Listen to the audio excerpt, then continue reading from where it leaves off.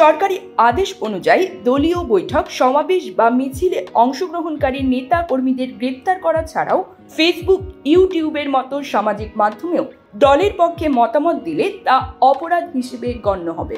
আওয়ামী লীগের কার্যক্রম নিষিদ্ধ হওয়ার পর দলটির নেতা কর্মীদের গ্রেপ্তারের বৈধতা পেয়েছে পুলিশ।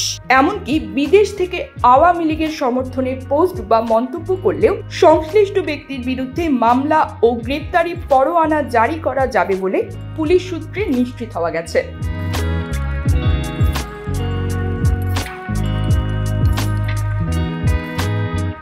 আইন প্রয়োগকারী সংস্থার বক্তব্য, আগে আওয়ামী লীগের সমর্থনে সাইবার অ্যাক্টিভিটিকে ততটা গুরুত্ব দেওয়া না হলেও এখন এসব ক্ষেত্রে জিরো টলারেন্স নীতি গ্রহণ করা হয়েছে।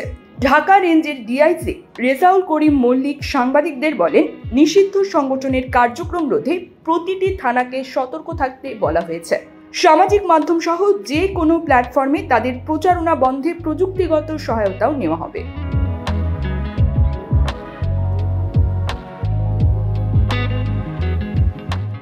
পুলিশের সাইবার ইউনিট ইতিমধ্যে আওয়ামী লীগের সমর্থনে তৈরি কন্টেন্ট, লাইভ স্ট্রিমিং ও ভিডিও শেয়ার করার ঘটনাগুলো মনিটরিং করছে।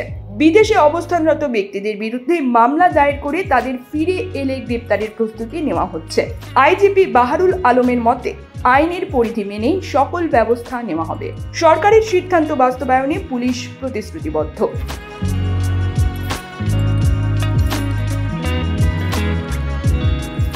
পুলিশ সদর দপ্তর থেকে মাঠ পর্যায়ের কর্মকর্তাদের পাঠানো নির্দেশনায় উল্লেখ করা হয়েছে, পেনাল কোডের 188 ধারা প্রয়োগ করে এখন থেকে দলটির সঙ্গে যুক্ত যে কাউকেই আইনের আওতায় আনা হবে।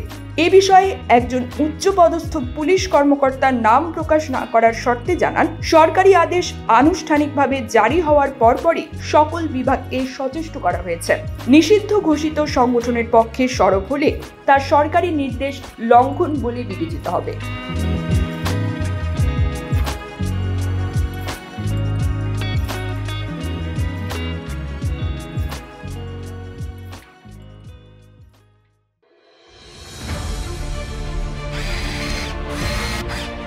আলোতে থাকুন, ফোকাসে থাকুন, হাত রাখুন প্রজন্মের হাতে।